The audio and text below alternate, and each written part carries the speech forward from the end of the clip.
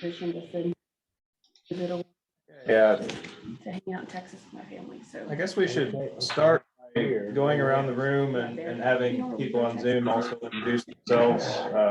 We'll just do the room first. About an hour and a half. You can state who you are, where you work and what you do. I'll start. I'm Trevor Airing. I'm an engineer here at the GMD. And GMD3. Jason Norquist, GMD3. Mark Rude, GMD3. Kevin Salter, the Kansas Division of Water Resources. I am the interstate water engineer, kind of dealing with issues between Colorado and Kansas on the Ark River. So I always say the Ark River is my sandbox. Keaton Pearson, Kansas Water Office. I am the Regional Planning and Outreach Coordinator for the 4 Western regions of the state. I'm Emily Shatuska. I'm with Sunflower Electric, Manager of Environment and Lab. And I know Kyle Nelson had shared this invite with me. So. Good. Amanda Riedel, City of Lakin. I'm the Assistant City Administrator. Mike Heinitz, City Administrator for the City of Lakin and City of Deerfield. And then on Zoom. Hi, I'm Chris Badel with the Kansas Department of Agriculture, Division of Water Resources out of Manhattan or Lawrence or wherever I happen to be that day. I'm Connie Owen, the Director of the Kansas Water Office, and I'm coming in from Topeka. This is Wes McCary with Kansas Water Office. I'm logging in remotely.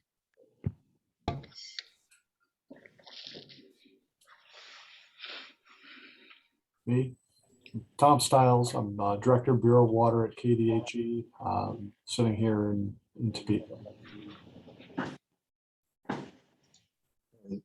P. Smith is going to be Perry Smith, I think.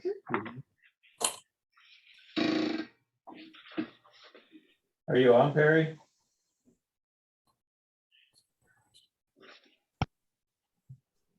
Okay. Harry's on, but he's not on mute, but he's on. Well, I put together some slides to kind of go through, what a watershed group is under Reclamation's Cooperative Watershed Management Program, which is the grant that we were successful in getting. What we can do, what we can't do, why you'd want to participate. Could I ask something real quick? Yeah. Can everybody online hear okay? Hear Trevor? Yes, the audio is very good. Oh, excellent. Thank you. Thanks, Trevor. So with the 2 screens, sometimes the share gets a little wonky. So.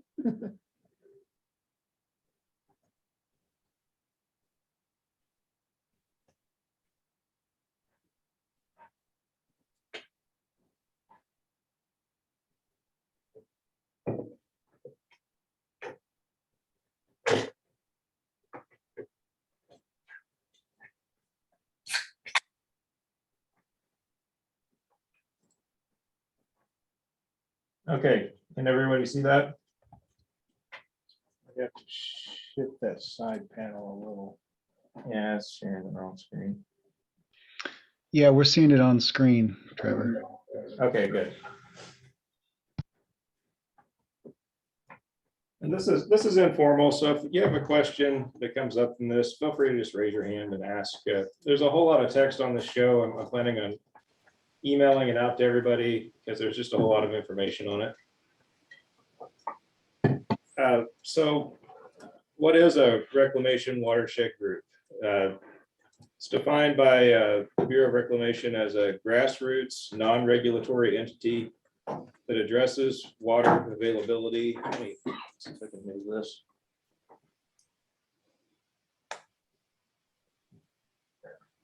That addresses the water availability and quality issues within the relevant watershed.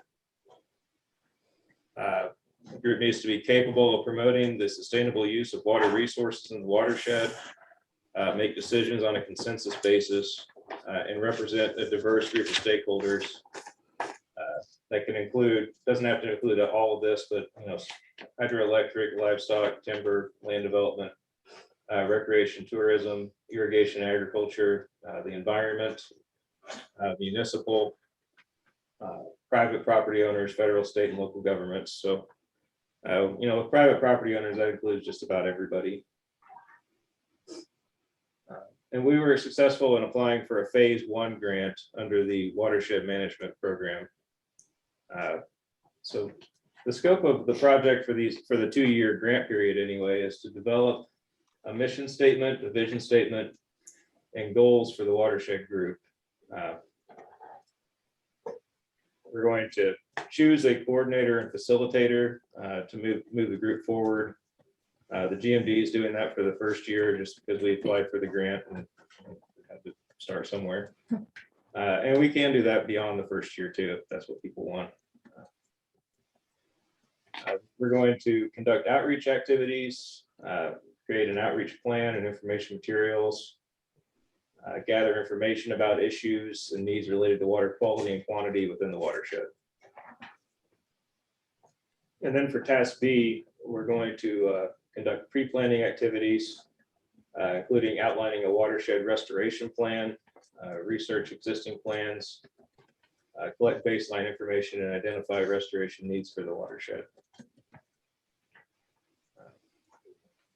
What we're not allowed to do, or at least be reimbursed to do, is develop planning efforts other than the watershed restoration plan. The group, after it's formed and we have a plan put together, that's what the group will be doing, but we're not supposed to.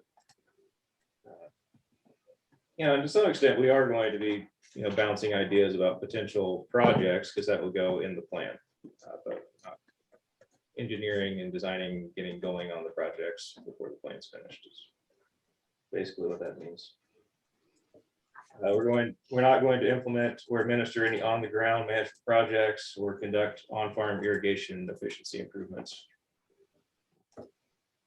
We're not going to conduct a pilot study, or apply for additional funding, or do general education activities outside the scope of forming the watershed group.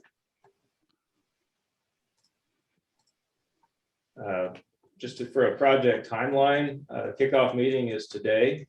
And then we're going to try to find more potential membership through August. So if there's anybody that's not in the room that you think should be here, let me know and I'll send an invite.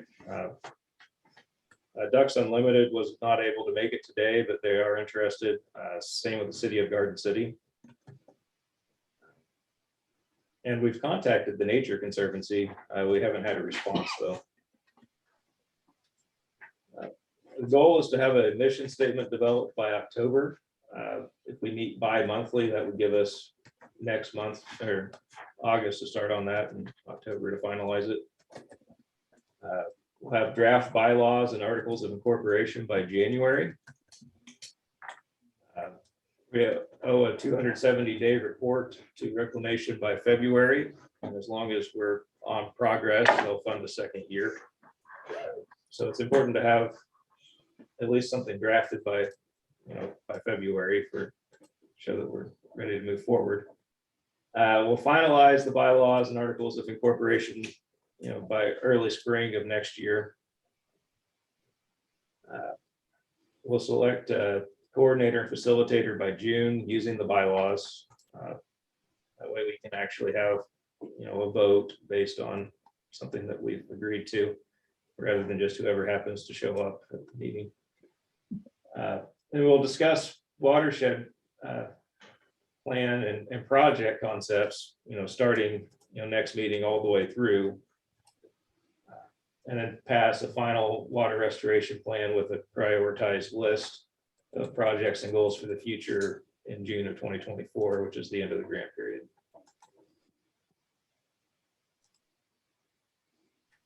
So then what comes after you have a group? Why would you want to be in a group just to pass a plan? So what can this group do? What's the point of being a member? Well, just one example, there's the same grant program that we applied for has a task C, which is watershed management project design. Under this grant program, the watershed group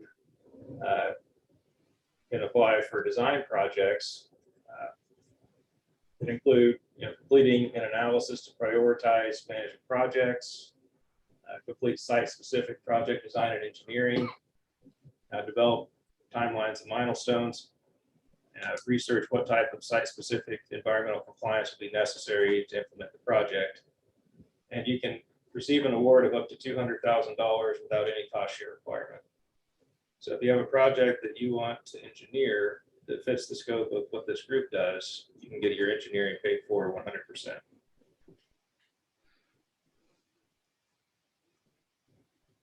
They also have an environmental water resources projects grant. Under this grant, projects must increase the water supply reliability for ecological values. This includes projects that improve timing or quantity of water available. So you can look at delivery timing from the river. Improve water quality or temperature, improve stream or riparian conditions for the benefit of plant and animal species, fish and wildlife habitat, riparian areas or ecosystems. It does not exclude projects expected to result in benefits to multiple sectors, such as ecological and agriculture, municipal, tribal, or recreational uses. And these projects actually will score a whole lot better and be a lot more likely to be funded if they do also provide some sort of municipal or agricultural benefit. Eligible projects that include but aren't limited to canal lining or piping, irrigation flow measurement, SCADA systems, municipal and industrial water use efficiency improvements, if you can tie it to ecological benefits, other conservation and efficiency projects that result in quantifiable and sustained water savings and benefit ecological values. Could be installing or modifying fish screens, ladders, bypasses. Hard to imagine needing a fish screen in our river, but we do have fisheries. And could be water management changes or infrastructure improvements that will improve water supply reliability and habitat during drought conditions, salinity or temperature control projects. And it can also be watershed management or restoration projects that have a nexus to water resources or water resources management. So basically river stream flow projects, stream state stability, erosion reduction, invasive species removal. If the group wants to do a project to remove tamarisk and replace it with native species, that would be covered under this grant. That's a long list, and I'll email it out to everybody.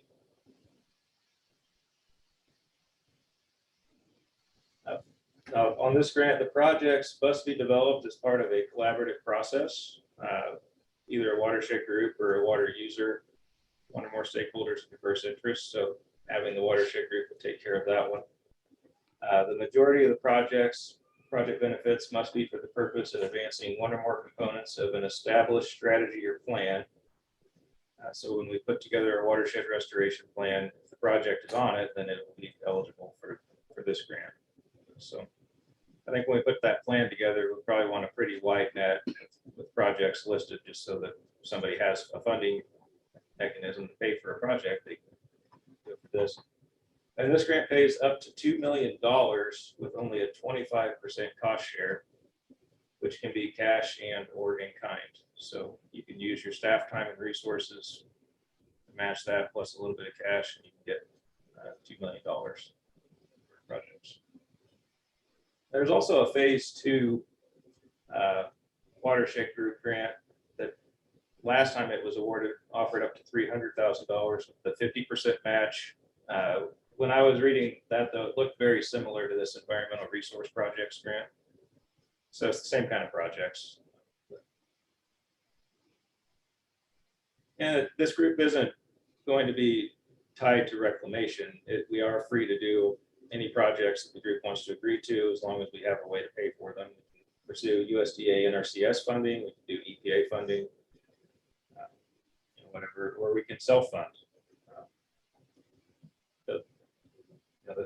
It's really just sort of up to the group. If you want to have dues, we can do that. If you don't, we don't need them. It's up to everybody here. So with that, are there any questions?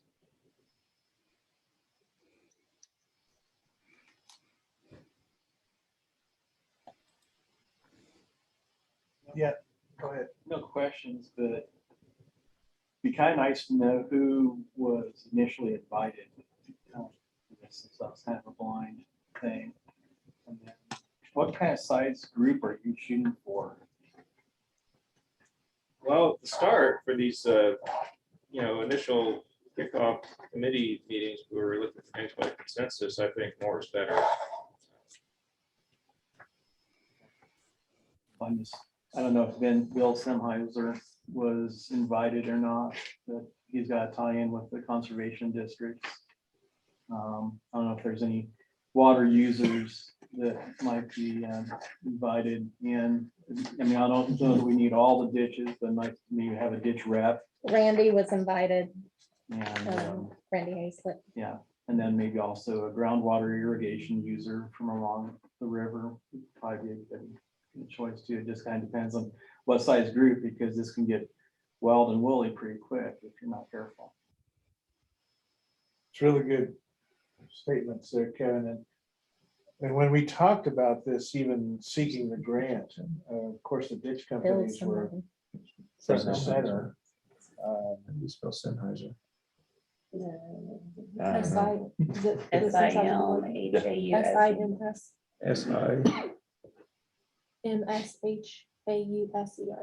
Do you have emails for SIMSHA. I can send you. Okay. Okay. That might also be good to have an upper arc representative. Well, then you get the whole group, but just somebody that interface. And if it happens, Randy, I don't know, Randy. Randy's on the water authority. Randy's on the water authority, yeah. So. We are a little light on agriculture people today, which is kind of weird.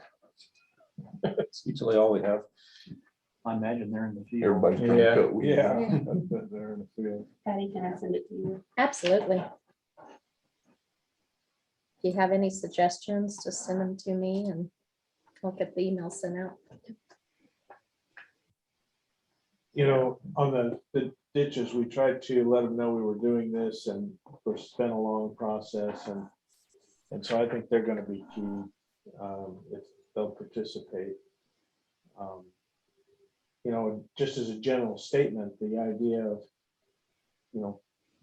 playing in your sandbox, so to speak, Kevin, in this natural resource that we've got water rights, a lot of complex administration of water supply, but then we've got also other elements of habitat, public recreation, recycling, return flows from the various systems, a lot of stakeholder opportunity for a collaborative process.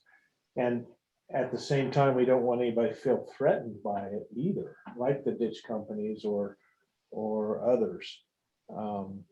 And the best way to do that, I think, is to have as open, inviting and collaborative a process as possible. I also don't want to overload. Like I said, it'd be nice to have a ditch representative, but not all 6 ditches in the room. So, and just kind of think about things again. I don't know who you invited, but we've got a couple dairies in the area and some confined feeding operations. Those would probably be good ones to bring in as well. Yeah, at this point, I think we wouldn't turn away a participant. So if 4 ditch companies want to participate, of course, most of those guys are also got their own operations, their own groundwater wells. So yeah, we've talked about the ideal size, but I'm kind of wondering, I think it'll be interesting to see how the leadership from the various sectors remain as participants in this process. And that's, so this is good feedback, good input.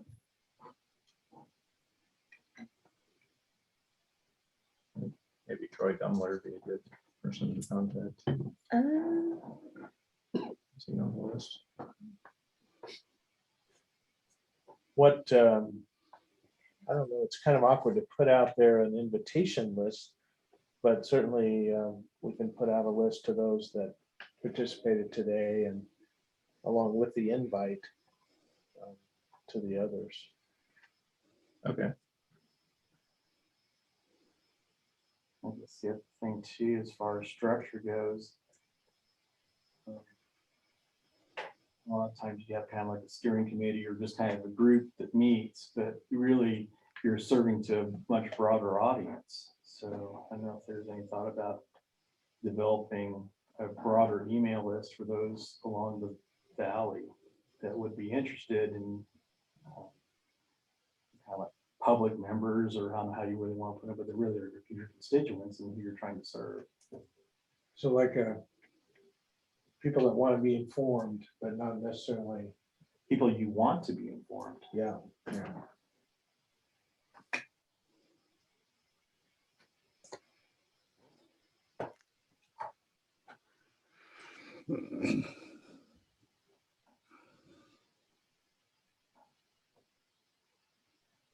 Okay. Okay. Next on the agenda is a discussion of officers. The steering committee doesn't have to have officers, but if you would like somebody to chair the meetings or take notes as secretary, that might make things move a little bit more smoothly. What are thoughts on that? We can just keep it informal and run the meeting from the GMD, or we can have a official, like a president of the steering committee, vice president, secretary, treasurer. Well, we don't really have a budget, so I don't think we need a treasurer at this point. But what are thoughts on that?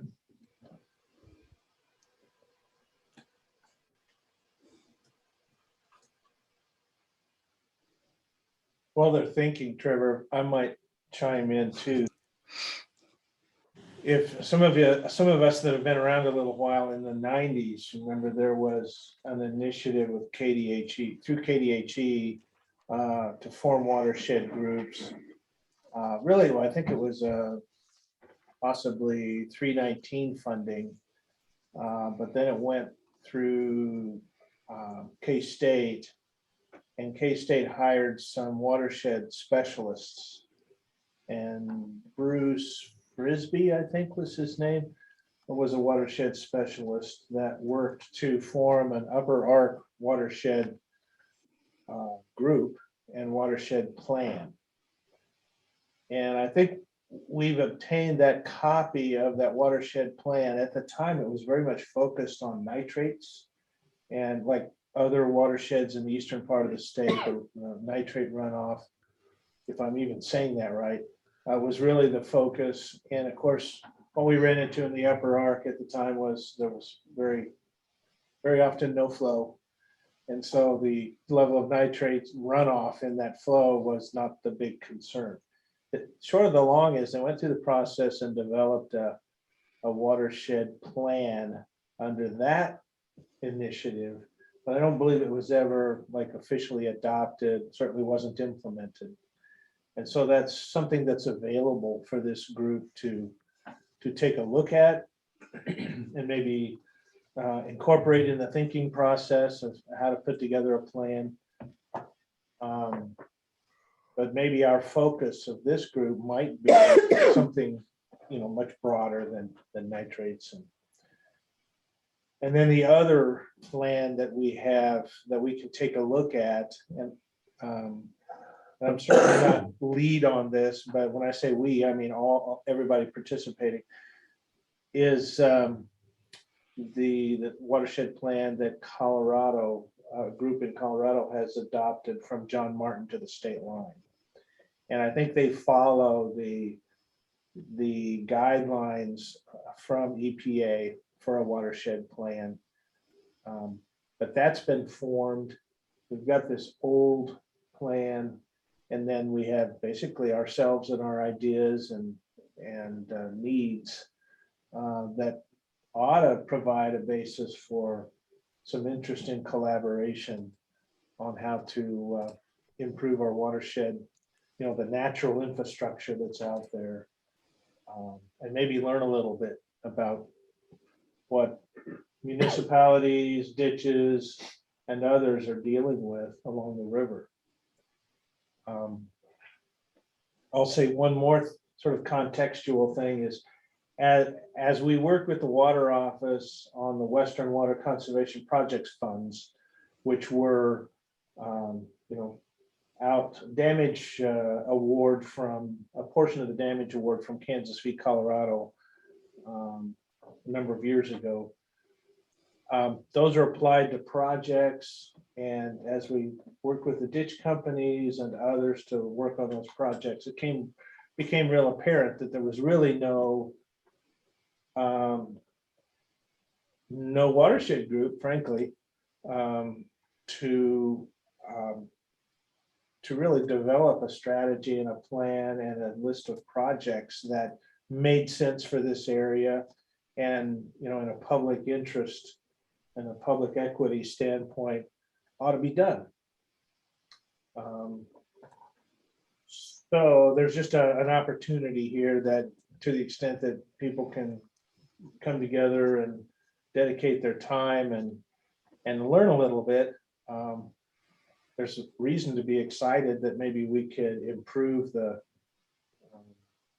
natural resource that we have along here in a way that helps enhance the enjoyment of it and the management of it.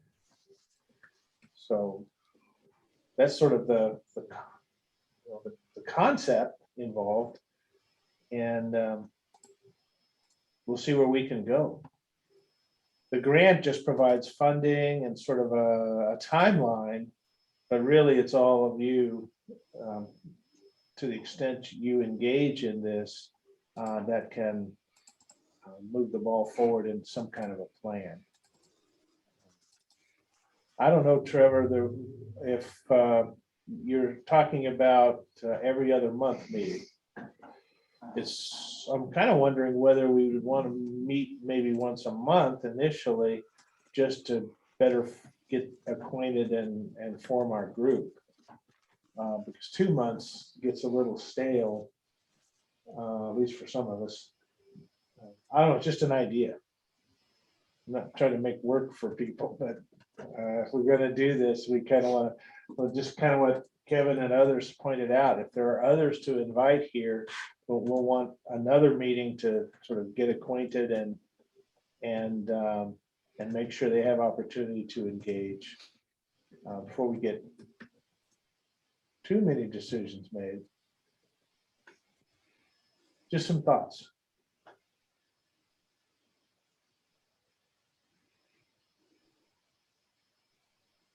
Would you like to meet monthly or bi-monthly, or what's the preference in the room?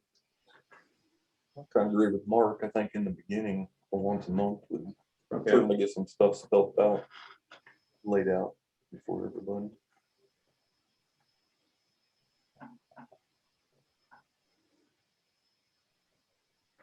One of my fears, I will just put that out there, is that we go down this process and we have this opportunity and we don't adequately engage as a community, and we just miss opportunity. And it seems like, if you think about the last time a watershed group was organized and a plan was put together, it was a couple decades ago. And so it's like, well, if we don't do this, is it going to be another 2 decades before we think about how better to manage the river as a natural infrastructure? Forgive me if this has already been answered, but is there a timeline or a deadline you have to utilize the funds by, or is it just kind of when the projects are ready to be? Good question. We have until June of 2024. We have some miles, that But one there are milestone milestones you that have talked to be about. met along the way, and if we're not meeting those in June of next year, then we won't get the second year funded. Do we have to have a plan in place or expenditures? Plan in place. I got you. The expenditures cover meeting costs and facilitator role for the 2 years of this grant period. And then once that's in place, we can apply for grants to do the projects. But it's really just for forming the group that. Gotcha. We even have, correct me if I'm wrong, Trevor, but I believe the budget included funding even for summer intern. Should we have somebody that wanted to sort of engage in this kind of thing? We put that out there. I mean, you might explain that a little bit, Trevor.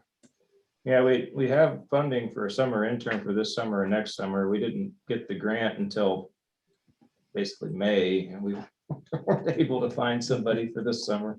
Didn't get any applicants. But yeah, if you know a kid in college that's not working this summer, have them call me. Because we can still fill that position for the rest of the summer. So $15 an hour. Yeah. I think. Yeah. What would be the desired area of study, like natural sciences, natural resources, something in that sector, or? Yeah, ideally something like that, or even agriculture if it's water related. It's good experience for anybody that wants to work in water in Kansas, just from the people in the room, especially if you want to be in Southwest Kansas.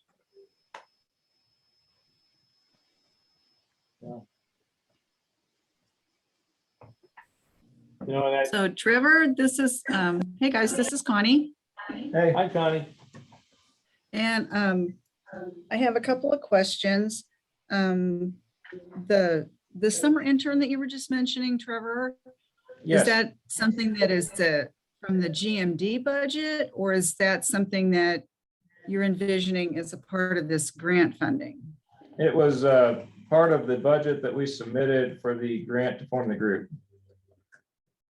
So we have federal funding to reimburse the GMD for a summer intern.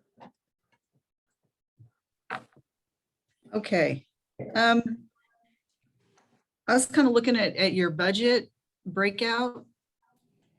And I'm just sort of wondering where that fits into your budget description, which was page 10 of your agreement.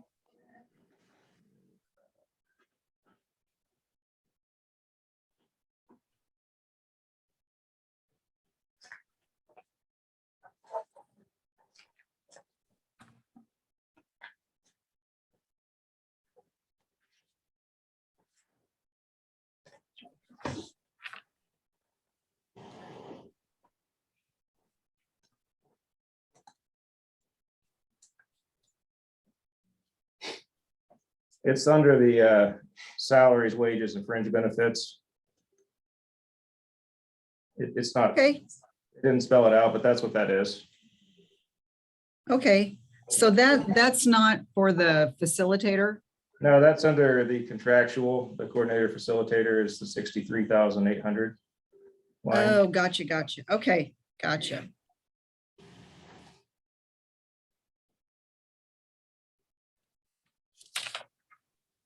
And just so I kind of understand, thanks for presenting all the information this morning. I was reading up on it ahead of time, but I think what you said helped it make a lot more sense.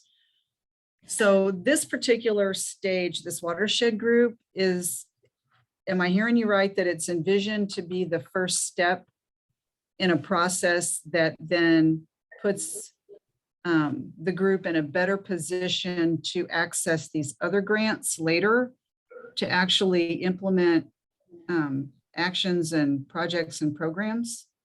That's a big part of it. Yeah. There's that. And then just, I think there's benefit in people from different sectors working on projects together so that they, if somebody's lining a ditch, if they can come up with some sort of ecological benefit at the same time, that'd be good to do. But yeah, the biggest, I guess the carrot on the whole thing is that you can apply for grants you wouldn't otherwise be able to apply for by having a group like this. Okay, okay, that's kind of what I was wondering. It's sort of a almost a gatekeeper kind of situation where Yeah. this opens other doors, that other grant opportunities that we wouldn't otherwise have. Yeah. Okay, Yeah, kind of the local community sort of learning and collaborating process with some support and opportunity for future grants. okay. Well, it's good to leverage the money that's out there. So I applaud that. I applaud that effort. And I'm sorry if I missed everybody during our introductions, but do we have Garden City reps involved with this group? Fred I would says just see, interested in being in the group. They just were triple booked today, so he couldn't send anybody over. okay. Okay, Yeah, another way that I think that they'll be communicating there is Fred Jones is our chair of our Research and Development Committee on the GMD3 board. And so that committee will basically hear updates on where we are as an organization in meeting the expectations of the grant. So there's sort of a natural a line of communication there that will occur. okay, thanks.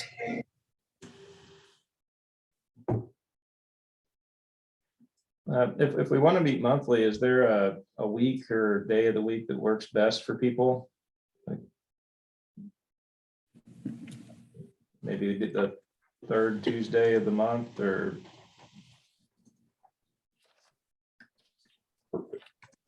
Well, Pick it and go with it. Huh?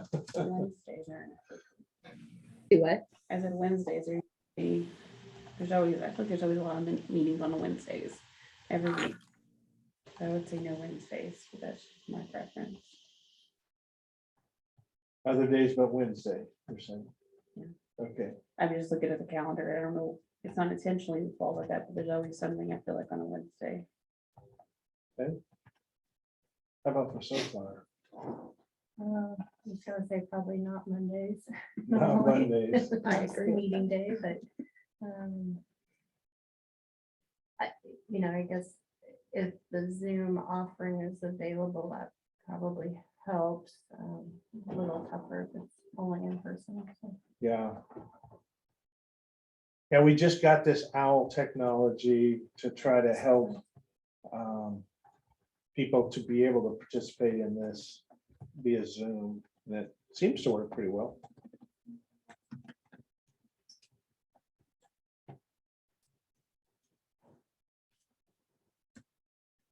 So it sounds like not Mondays and not Wednesdays.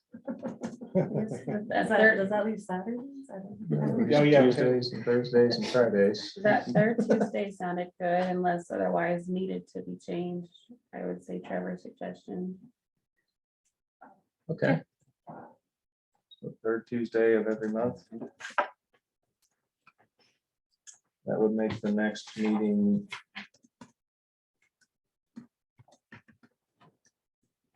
July 19th.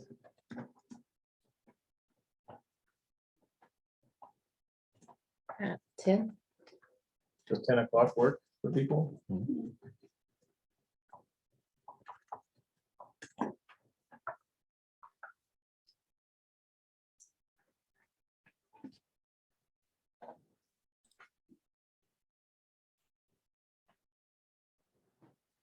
Would you be able to just send out a recurring appointment for that? Yeah. Yeah. That would be helpful, wouldn't it?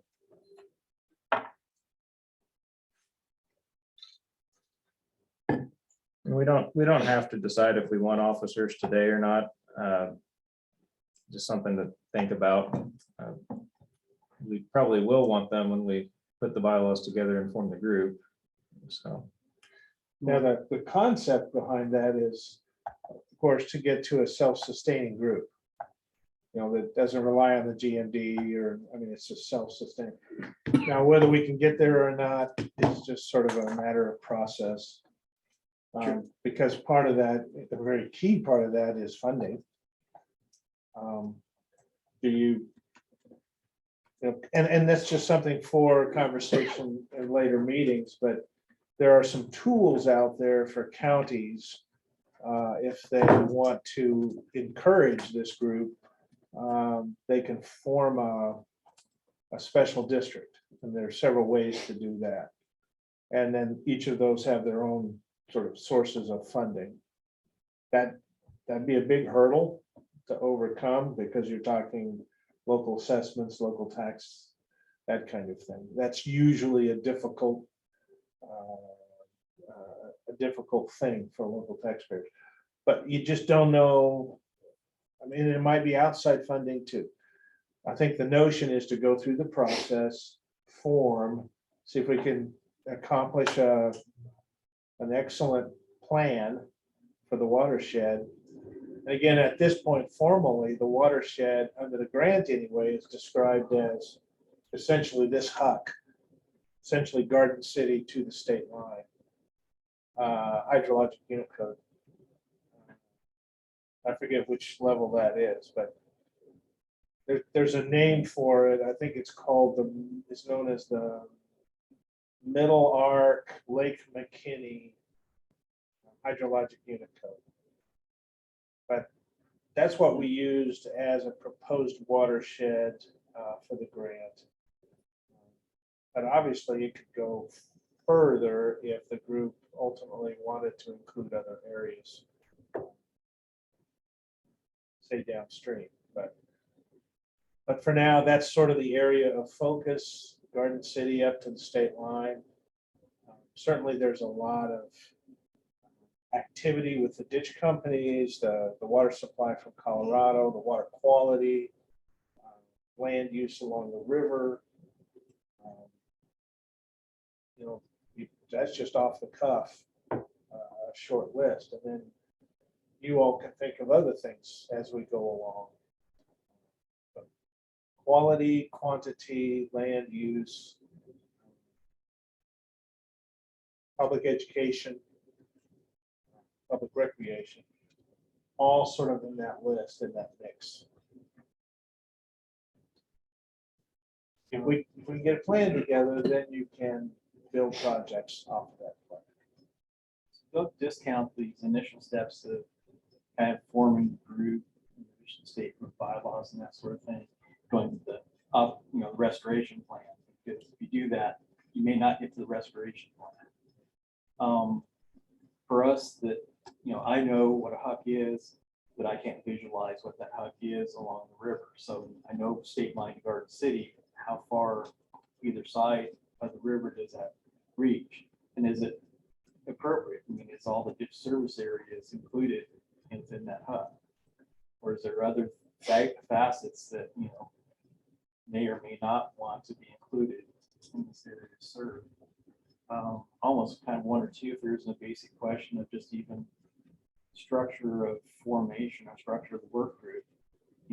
Is it more of a board with representatives for each of the groundwater irrigation, surface water irrigation, municipal, livestock operations, dairy, wildlife, and then those representatives report back to cities. You're talking about Garden City, like Deerfield, Syracuse, Kendall, Coolidge. You can reach out to the domestic users that don't really have any livestock or ag. But have a smaller group that really is more manageable, but then reach out to a broader membership that represents all the domestic users, all the municipal users, all the irrigation, livestock. Good thoughts.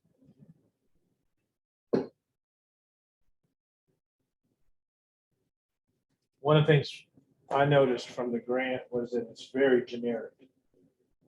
It's a watershed group. It sort of gives you the opportunity to take that wherever you want to go as a community. So I like your thoughts there, Kevin. Maybe a more representative group or a steering committee, and then make sure the broader stakeholder community has access to information and activity.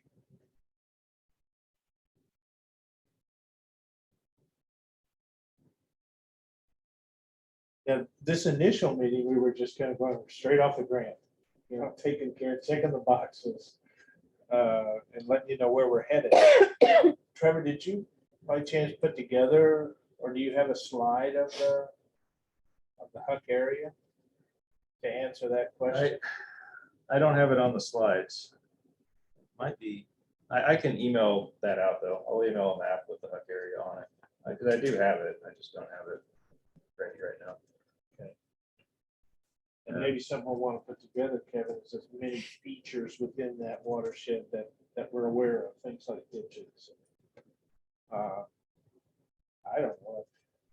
There's a breach in the riverbank into a neighboring sand pit. We've talked about that for a number of years, trying to repair that. I don't know if you identified some of those things, but certainly towns and bridges, the infrastructure. We may work on that.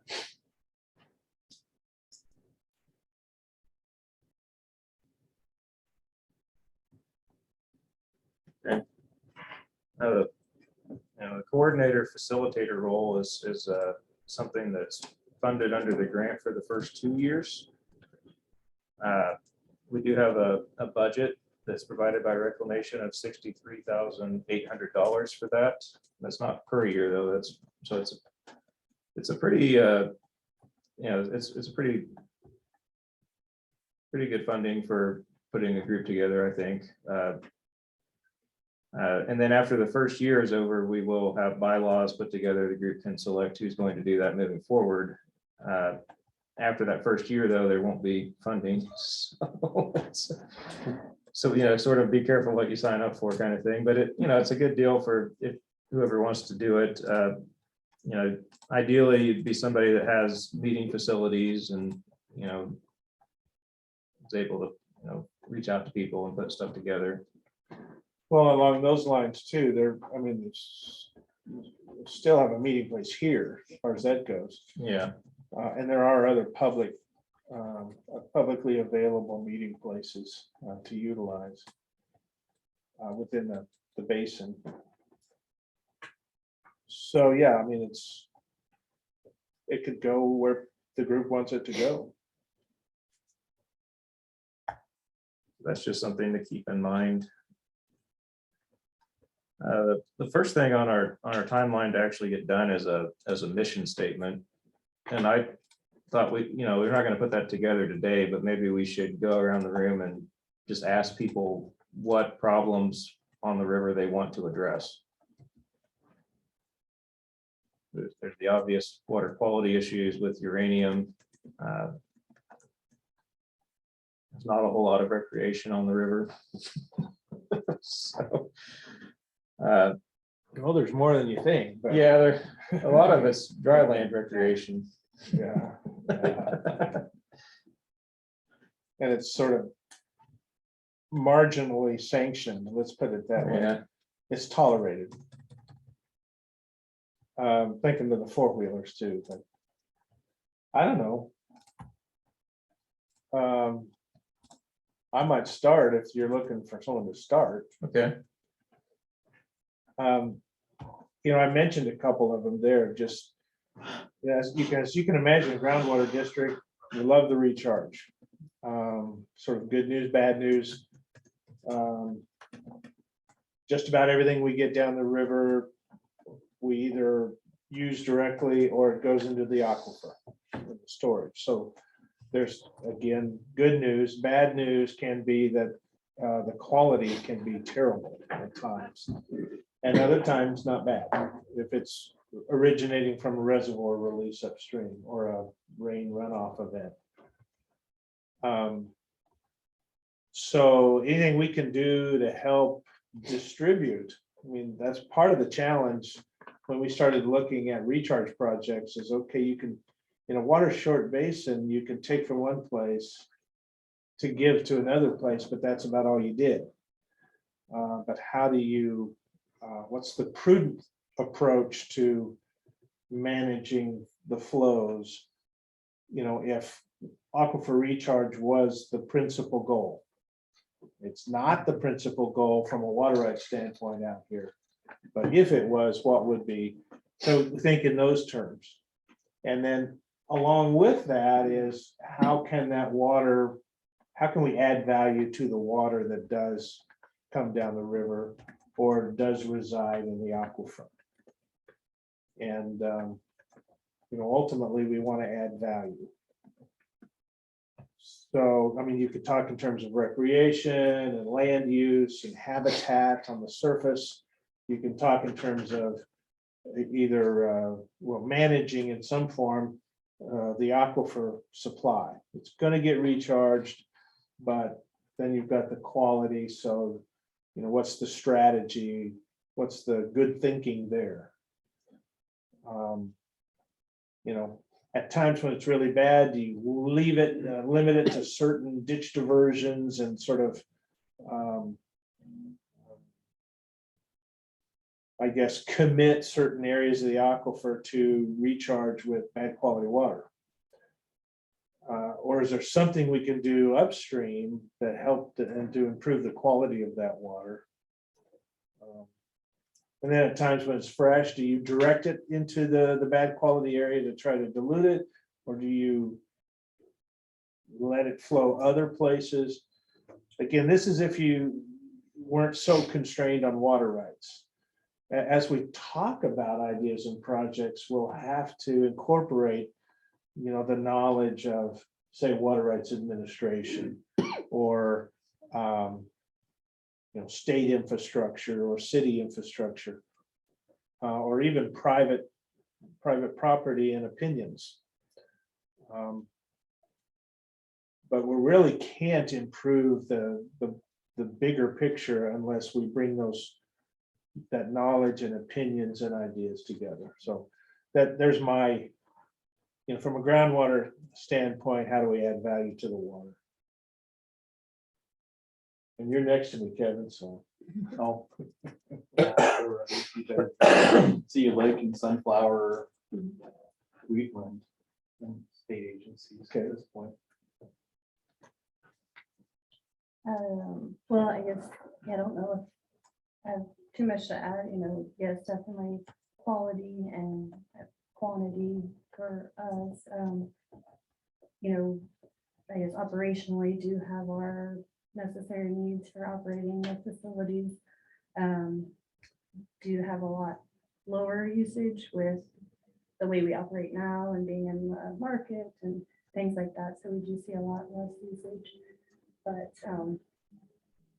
when the power is needed, we need that to provide the power. So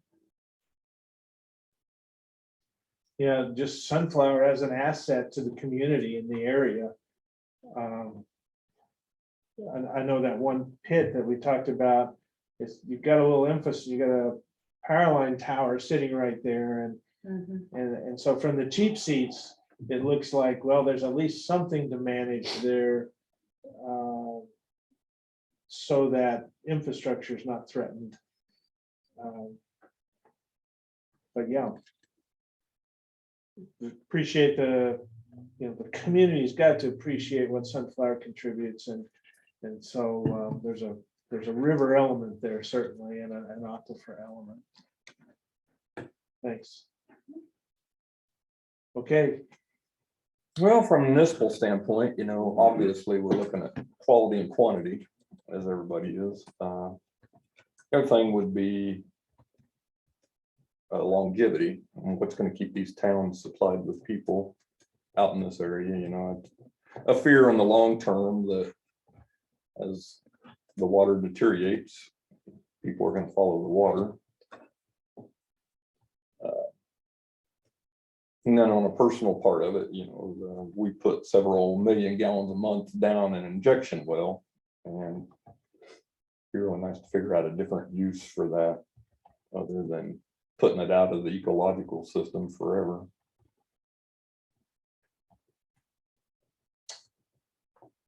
Yeah, so there's and exploring the options, whether you can treat it or whether KDHE, in their, operating their duties and responsibilities, say, well, that's the only option is to deep inject it because of the constituents that are in the water. I don't know, but I think Garden City's brought that up as well. Mhm. Yeah, I understand where KDHE is coming from, but I think there needs to be some more discussion on the possibilities, at least what else could be done with this water.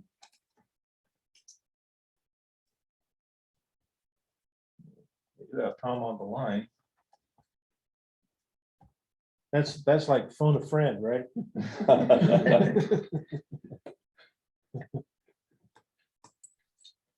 So expound on the question. Say that again.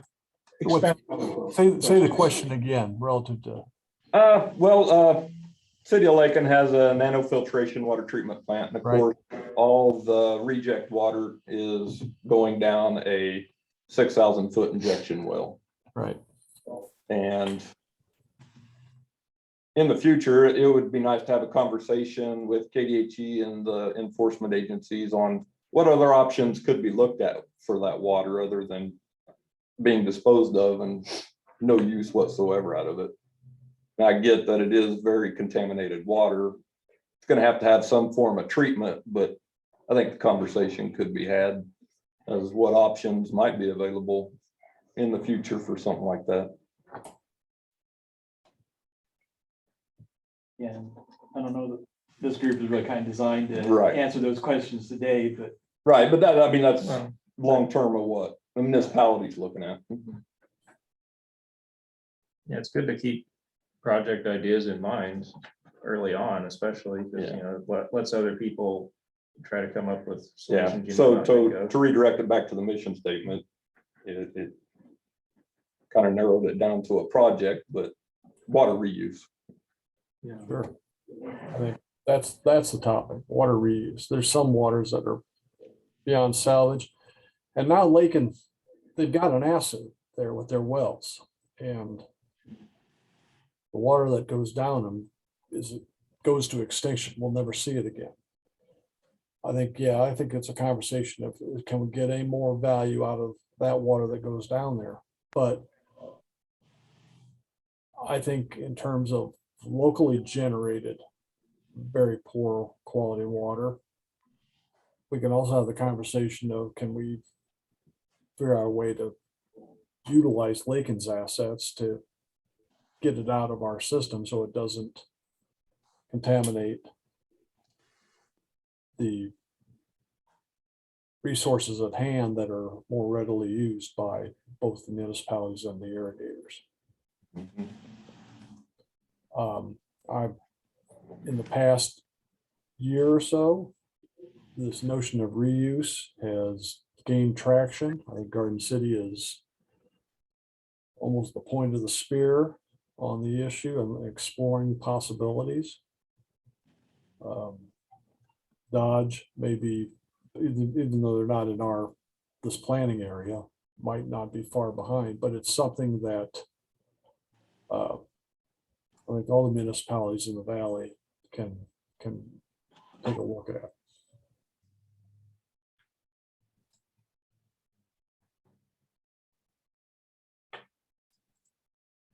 Yeah. I know the groundwater district was involved in a planning exercise with the Kansas Water Office and with Bureau of Reclamation here a number of years ago that looked at some options. It was just sort of brainstorming and then going through a thinking process of what were basically the best options for some of the communities down along the river, including Deerfield and and others further west, to secure a safe drinking water supply. And even in between the communities for domestic water, giving property owners some options perhaps to their domestic wells that were not such good quality. And that data is out there. And even as I recall, Deerfield, there was a couple of options, working with Wheatlands Water, working with Lakin, which now you're doing, working from the nanofiltration treatment plant, those kind of things. And we kind of want to see that continue, that conversation continue in the region as far as how can we and sort of plan for things before they get critical. And I'm hoping the watershed plan can incorporate some of that. The reuse might have opportunity for drinking water alternatives if it's treated properly. We've even been working with reclamation on trying to look at some of the return flows from irrigation and how if there's some affordable treatment options so that can go back into agriculture. The old treatment option was dilution. Well, in a closed basin, we're doing that with the aquifer, and that's part of the problem. That just makes the quality of the regional Ogallala decline.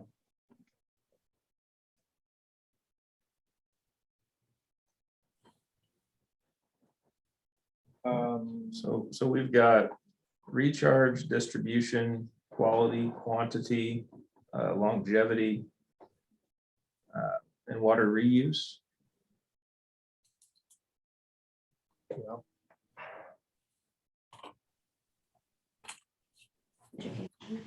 Education.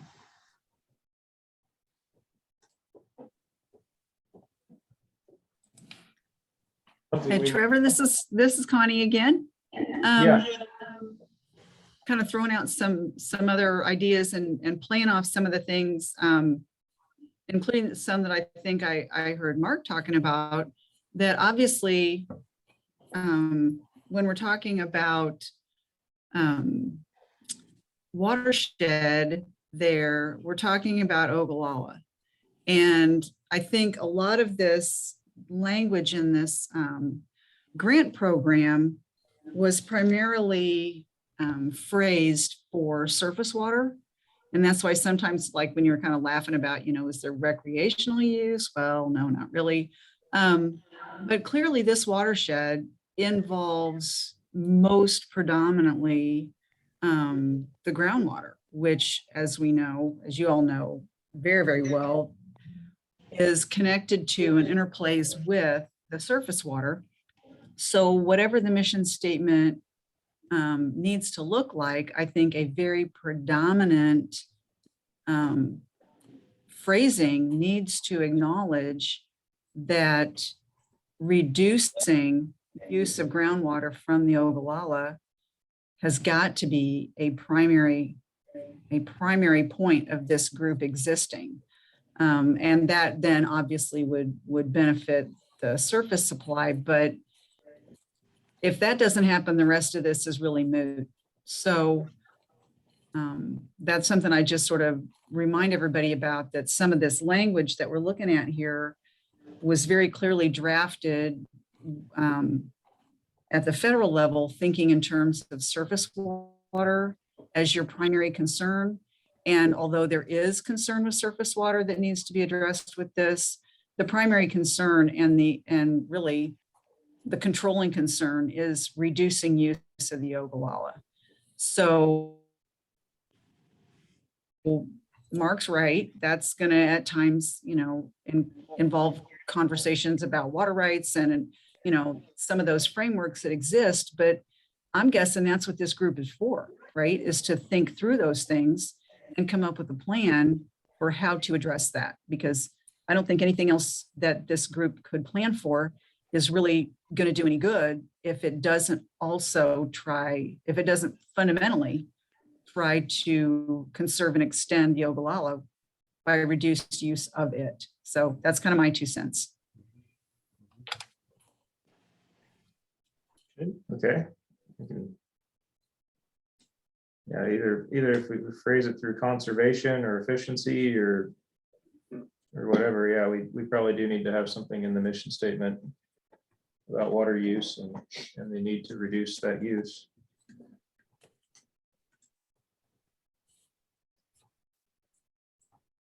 So this is Tom piggybacking on that. Yet these notions of creating a sustainable system that can prop up ongoing growth. And among the cities in the valley within this area, I think pretty much all of them have held pretty well or are growing, with the exception of Coolidge since 2010. But I think there's got to be a heavy emphasis on groundwater management. And while, Mark, your comment before about what Frisbee did with nitrates and all that, that's still very much in play, but it's in play from the perspective of protecting our groundwater resources from nitrate contamination. It's not so much a surface water deal as it's been the more vertical percolation of nitrate getting into the groundwater. But looking at means to improve the balance between supply and demand in the valley, I think will go a long way toward hitting some of these other goals. The fact is we've got that we've created the closed basin. We've got this huge hole or sink there, essentially in western Kearney and throughout Finney County. And over time, can we create strategies that can begin to refill the hole? And ultimately, in the best of all worlds, get the river flowing again past Garden.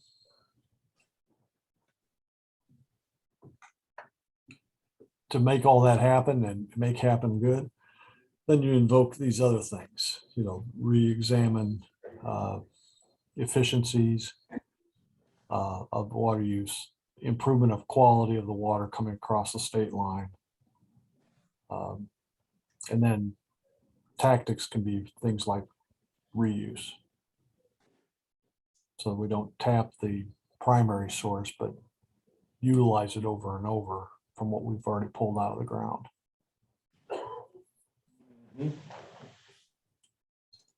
Yeah, which is all adding value to that water, right? Tom, if I could ask a quick question on that prior watershed plan.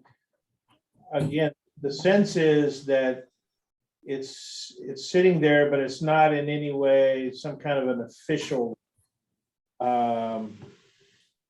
plan that we would need to work from. Is that correct? Correct. It's got really no bearing, and really it was circa late 90s. And Clean Water Act is essentially a surface water act, although our standards also touch on what you want, which is protecting groundwater recharge. But that plan really was about surface type contaminants. Touched a little bit of nitrate. There was a big dose of bacteria and issues key to river recreation and so forth. It kind of collapsed of its own weight because the bigger issue is there's no water there. And when it does come, it comes in a hurry and it washes off the landscape, and it's poor quality in and of itself, even with the locally generated inflows to the river. And then it's gone again. So there's not much we can really managed for. But one of the fallout from the our May summit with Colorado was recognition by our 319 program that we've spent years ignoring Southwest and ignoring the Valley. And we're having a serious rethink of that to look at things, but look at them differently than the way we did back in the 90s, and not go with traditional BMP, but look at things that improve water efficiencies, which then yield some water quality benefit as well. I mean, Mark, we're also thinking of talking with NRCS and among our little allotment of National Water Quality Initiative watersheds that all the states have that through NRCS, maybe making a push to break one away from the eastern part of the state and bring it over into somewhere in the valley and southwest part of the state. And then the accompanying resources that go along with that type of a designation. So I would,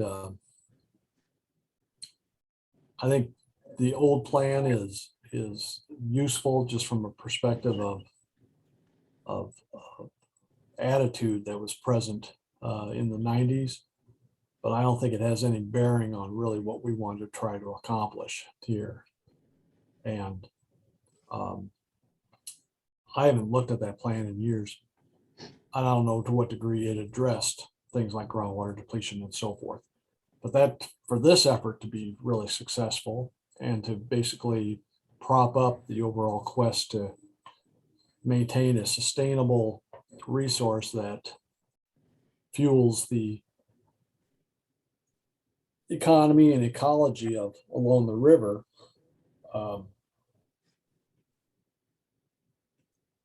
innovative groundwater management techniques, I think, will come into play.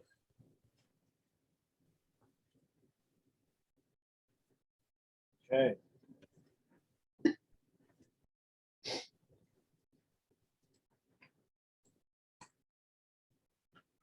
Okay, I think that's all good information.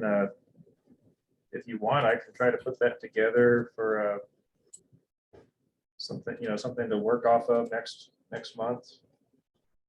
Put it all in a sentence and try to clean it up and make it look.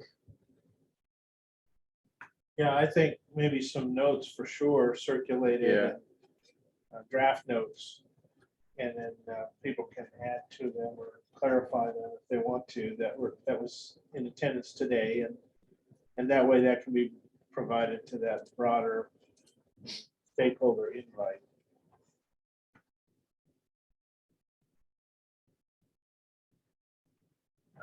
Next on the agenda is bylaws. I don't know how far into the weeds we want to get with that, but I think that everybody, ideally we should just keep in mind what we want the group to look like. Do we just want one representative from every sector? Do we want people to show up to the committee to be on the voting members of the group, or how do we want to structure that? And then how are those people going to be selected? 2-year, 3-year terms? Is it going to be 1-year term? That kind of stuff. Because we do have to have something drafted by January, and that'll come faster than we think.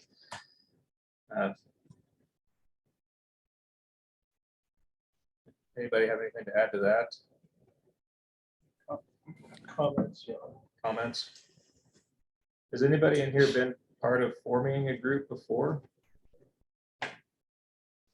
Not that we wouldn't want to admit. Well, yeah, that's kind of what I was going to ask is, are there examples out there that we could sort of find and take a look at how different groups similar to this have set up their structure? That might give us a little bit of direction on the kind of choices that we have in terms of structuring this group. Yeah, I will say that I don't think that permanent voting members is a good long-term solution because people do come and go, and, you know, cities are gonna be here, but private entities may not. You might have a better private entity than you have on the group at some point that would fit better. So I do think there needs to be some sort of a voting mechanism. Now, whether that's just people within the sector that choose that, or people on the committee have a process to find someone, or what, that'd be up to everybody here. But I can ask Reclamation if we can get copies of bylaws from other groups that have formed too. That might help. You may want to see if there is bylaws associated with the Park River Basin Roundtable in Colorado.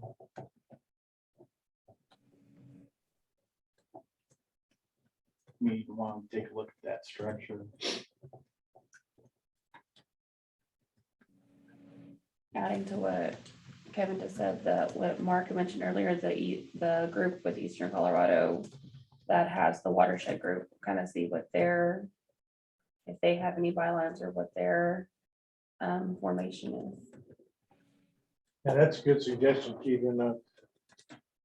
When I looked at that plan, it almost, well, it was put together by consultants, but it wasn't real clear on the group. So that's a very good question.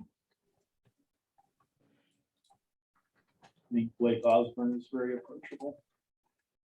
Who's that? I'm sorry. Blake Osborne, I believe he's the gentleman that guided that effort, if I remember correct. Okay.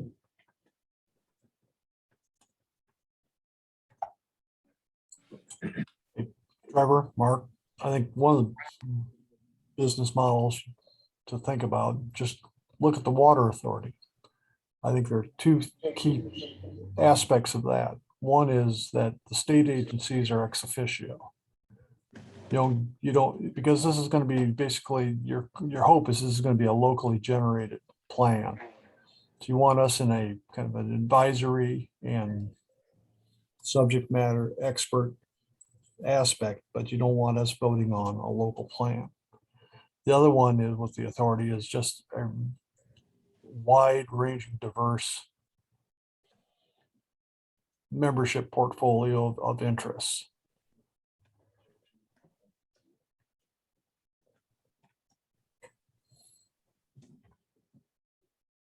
Okay, so the water authority model, if you will. And really the subunit of it, just look at how Water Office and Authority put together the RACs. And what kind of diversity there's been there as well. But you've got to customize it to your primary interests in the valley, in that portion of the valley.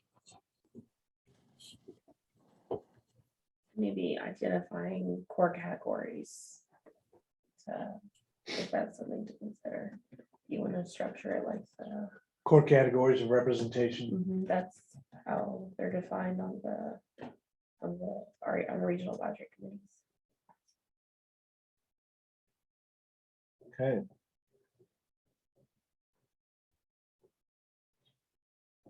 And if I could modify Tom's a little bit, I think at this point in time, you may want to look at how you want to involve the state agencies in this group.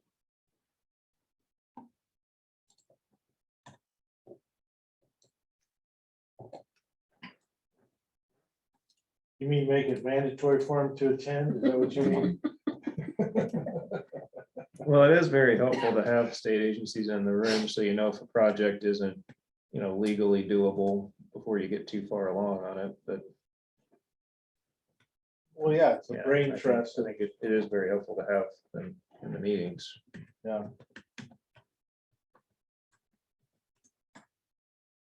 Very good suggestions.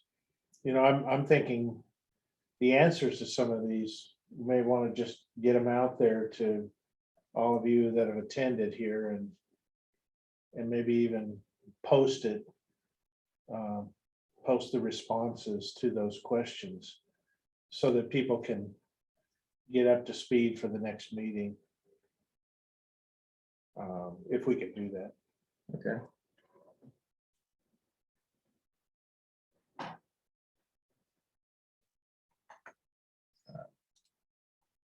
And I think we're set on the next meeting being July 19th. Is that right? At 10 o'clock?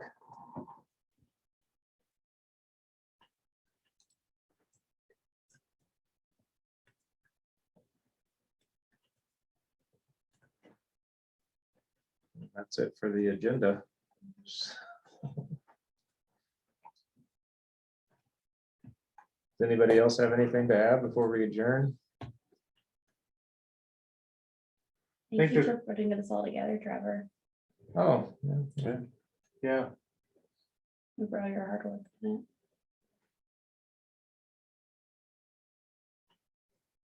I guess Mark and Patty and And Jason. Patty's done a whole lot of work sending out emails and those two communicating. guys are it right now. They did a great job. Tom, if you're still on, Tom, quick question. Is there another meeting contemplated with your colleagues in Colorado? We're working through that. I think the answer is yes, on multiple scales, agency to agency, and then certainly the varied interests that were present from both sides of the state line. There's a pretty strong feeling of let's make this a habit. Let's do this every summer and get together, do information exchanges. We're also working on ways to potentially build out a website and a dashboard for data exchange and information collaboration. There's nothing on the books yet. We're just going to try to seize every opportunity to meet whenever something's popping on either side of the state line. Whether for us, it'd be like maybe certainly at one of the upper arc RAC meetings. I think something when ARCA comes to be, typically in December, have a little sidebar discussion going on there. So it's loose, it's informal, but the commitment is there to sustain an ongoing dialogue at multiple levels, local and state.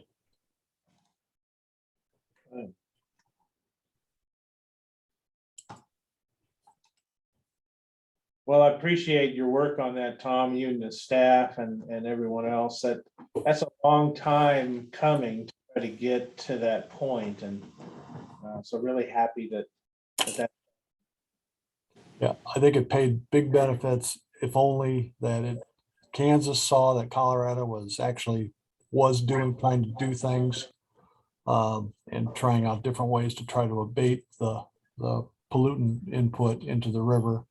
And Colorado saw that we weren't just blowing smoke, that we were suffering real impacts from the poor quality on our, as that water came across the state line.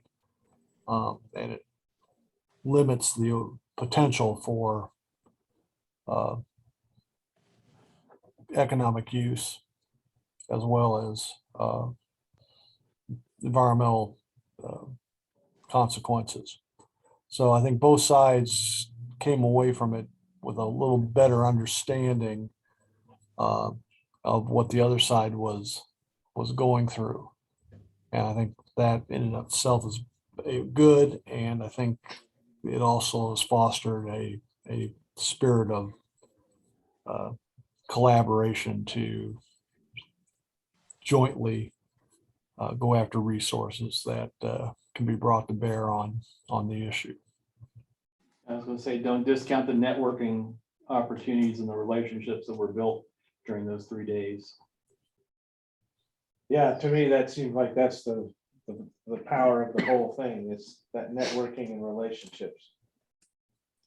Yeah. And that's why we want to sustain meeting, getting together every opportunity we can. Otherwise, we become pen pals, and then all of a sudden we find other friends. So we want to keep this going. Good point. Well, anything we can do to support all of that, either through the watershed initiative here or at the groundwater district, certainly want to do that, Tom. And I know that goes without saying, but appreciate your work on that. Well, yeah, and we're looking to, whatever we do, the GMD will come along for the ride, and this planning vehicle might be a means of figuring out a way that once we do get resources, how to best utilize them to create this sense of sustainability of the resources that are sitting under our portion of the valley. It seemed like Colorado, on the Colorado side of the line, they are utilizing the framework of their watershed plan, at least to point to projects that are initiated by Lower Ark Water Conservancy District and individual producers and others, some of which they highlighted on that tour. But it all seems to be consistent with that plan that was put together. Do you see a plan from this group or on this side of the line to be critical or simply helpful? Well, I think, and I'm going to use plan in quotes here, but we have to have a strategy. We have to have something that it's not enough to ask for resources. We got to know where we want to place it and what we want, what type of projects we want to use. So for those resources to support what we want to try to accomplish. So this is one of those things, Mark, where what's more important, the process or some type of formalized plan. I haven't looked at their watershed plan. I'm not sure that they have overall, but they've got a process where they've engaged the water conservancy districts and people are talking through, and they've got research done that kind of did a fair job of defining the problem that was underlying their land and what was the linkage between geology and land use and water. And I think that all created a good mix for them to generate attention.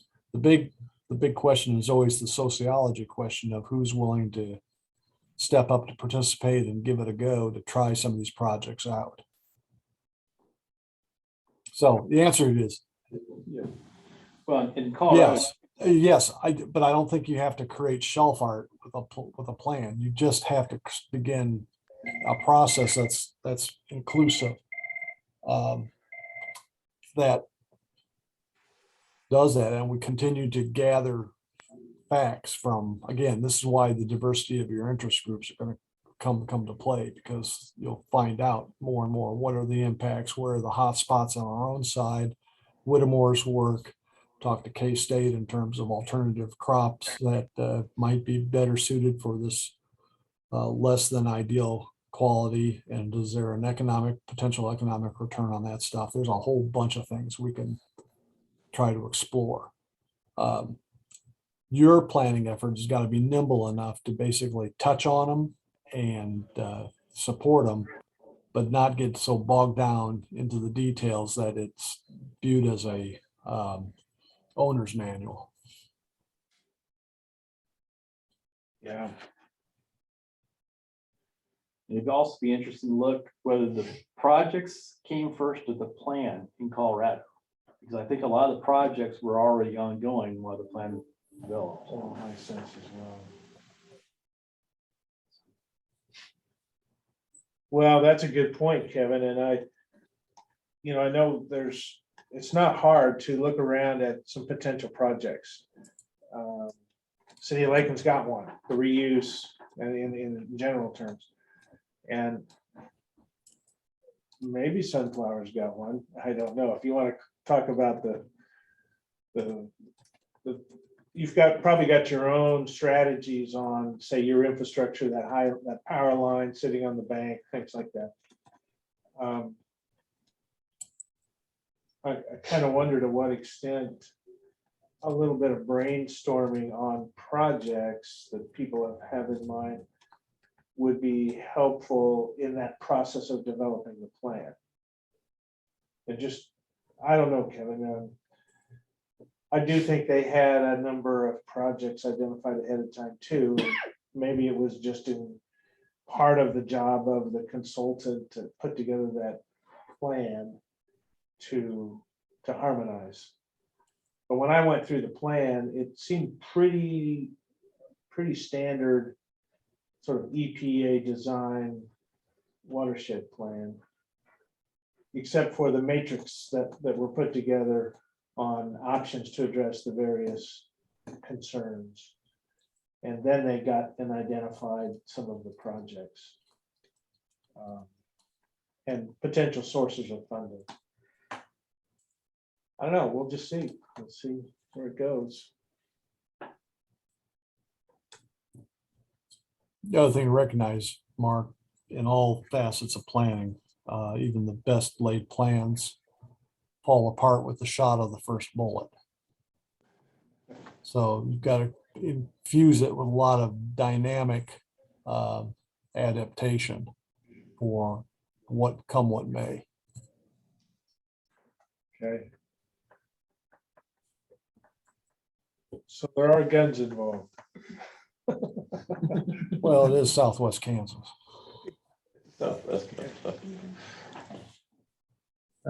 Before we go, we also have an expense sheet for you to log your mileage on. The grant allows us to reimburse mileage at federal rates, which are 56 cents a mile right now. I think in July they become 65 cents. So especially if you travel from out of town, make sure you fill that out because it's just money that doesn't get spent otherwise. And if anyone ever, if you ever have somebody that you think needs to come speak to a group that's from out of town, we can pay their mileage and even pay for their lodging too. Okay.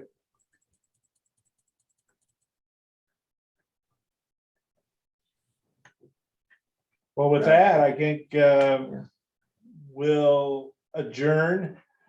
We've got some homework on the GMD side from the note-taking standpoint and a little bit of research and maybe information on some of these watershed plans to get out to you guys and to others.